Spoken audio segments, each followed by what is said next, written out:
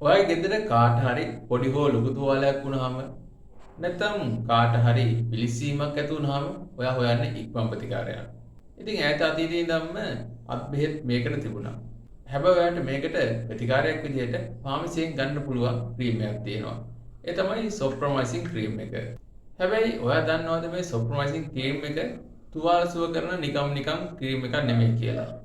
මේ ක්‍රීම් එක ඇන්ටිබයොටික් එකක්. මේකේ ප්‍රතිජීවක ඖෂධ අඩංගු වෙනවා. ඉතින් මේ ක්‍රීම් එකේ විශේෂත්වය තමයි තුවාල වලට බැක්ටීරියා ඇතුල් වෙලා පැසවුවහම මේ පැසවන එක නවත්තන්න තියෙන ඖෂධීය ගුණය. අද වීඩියෝ එකෙන් අපි කතා කරමු මේ සොප්‍රොමයිසින් ක්‍රීම් එක හරියටම පාවිච්චි කරන්නේ කොහොමද කියලා. සොප්‍රොමයිසින් ක්‍රීම් එකේ ප්‍රධාන වශයෙන්ම අඩංගු වෙන්නේ පැමිසිලින් සල්ෆේට් කියන ඇන්ටිබයොටික් ඖෂධය. මේක ක්‍රීමයක් විදිහට වෙළඳපොළට ආවට මේ ක්‍රීම් එක තුවාල වලින් වැස්සෙන දියර සමග ඉක්මනින්ම මිශ්‍ර වෙනවා. ඒ හින්දා මේ ඖෂධයෙන් පහසුවෙන්ම තුවාල සුව කරන්න පුළුවන් වෙනවා. එහෙනම් අපි බලමු මේ සොප්‍රොමයිසින් ක්‍රීම් එක පාවිච්චි කරන අවස්ථා ගැන. පළවෙනි අවස්ථාව තමයි ඕනෑම පිලිස්සීමකදී හෝ රත්තුණු දෙයක් මගින් සමට හානි වූ අවස්ථාවකදී. දෙවෙනි අවස්ථාව තමයි කැපුම් තුවාල, සීරීම් සහ ඇඳ ඇතිරිලි නිසා ඇතිවන ආසාදන වලට. තුන්වෙනි අවස්ථාව තමයි සමේ සිදුවන බැක්ටීරියා ආසාදන.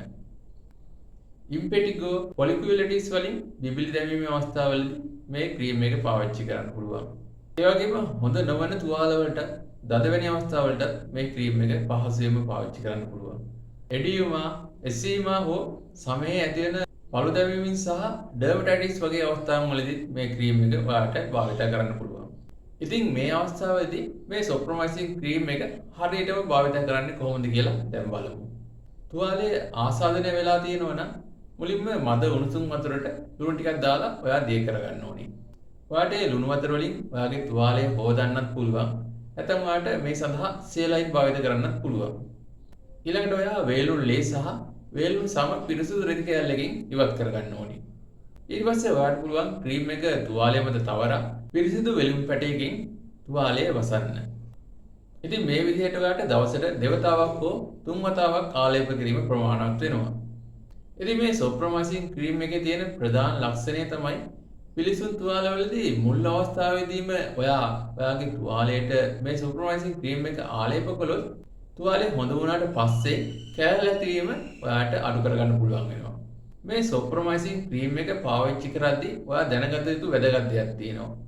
මේ සොප්‍රොමයිසින් ක්‍රීම් එක මම මුලින් කිව්වා වගේම ඇන්ටිබයොටික් ක්‍රීම් එකක්.